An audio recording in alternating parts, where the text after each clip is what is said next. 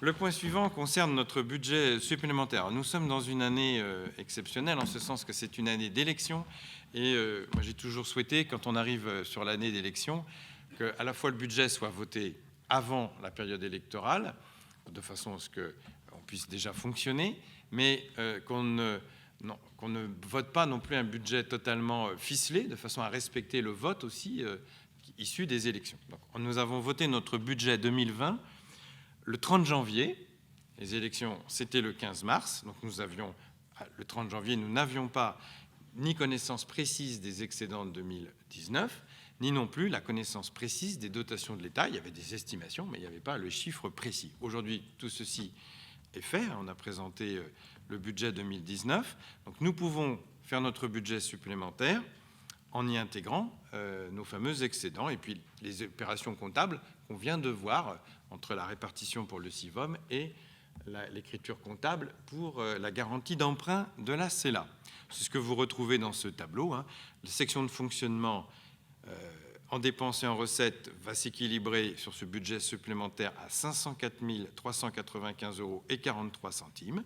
Vous retrouvez dans la colonne des recettes le premier chiffre 217 683, c'est le chiffre qu'on a vu tout à l'heure pour la CELA.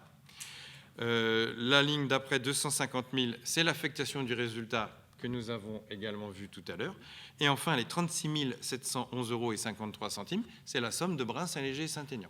Donc on retrouve bien les chiffres des délibérations précédentes qui sont affectés en dépenses. Nous savions, au mois de janvier, nous l'avions dit, je me souviens au moment de nos échanges au Conseil, que nous aurions à compléter sur les lignes à caractère général ou les frais de personnel, nous avions à compléter ces chiffres-là avec le budget supplémentaire. Nous ne pouvions pas le faire au départ parce que nous n'avions pas le retour total de l'excédent. Donc il est proposé 100 000 supplémentaires sur les charges à caractère général et 150 000 sur les frais de personnel et charges assimilées. Quant aux 250 395 que vous voyez ensuite en recettes, c'est la somme des 217 000 et des 36 000 qui s'équilibrent avec les recettes. Quant à l'investissement, là vous avez une section d'investissement qui s'équilibre à 1 406 832 € et 59 centimes. Là aussi, il n'y a pas, on reprend des chiffres, et notamment sur la ligne 10, vous voyez dotation, fonds divers et réserve 328 281 en recettes. De quoi s'agit-il ? Les 278 000 qu'on a voté tout à l'heure en affectation, plus 50 000 du fonds du retour TVA. Ce qui nous fait donc les 328 000. Le reste, ce sont plutôt des écritures comptables. Vous retrouvez nos immobilisations incorporelles, donc plutôt les études, les logiciels, les immobilisations corporelles, c'est le bâti, le mobilier. Nos travaux principaux qu'on peut retrouver derrière, parce que ça, ce sont des chiffres. Qu'allons-nous faire avec ces finances ?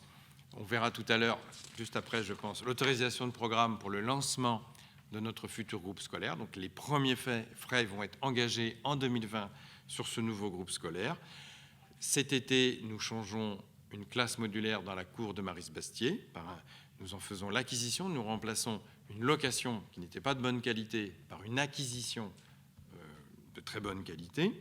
Nous lancerons aussi des travaux dans les cuisines, des travaux de mise aux normes dans les cuisines de Maristes-Bastier, donc qui sont quand même des sommes un peu les plus significatives de notre budget supplémentaire. Y a-t-il des questions ? Non ? Oui ? Eh bien, je vous en prie. Juste simplement, c'est votre budget et je pense quelque part que l'équipe et moi-même, on aurait fait les choses différemment. Voilà. Pas de souci. Donc, je mets aux voix qui s'abstient, qui vote contre. 1, 2, 3, 4, 5, 6. Et qui vote pour ? 23.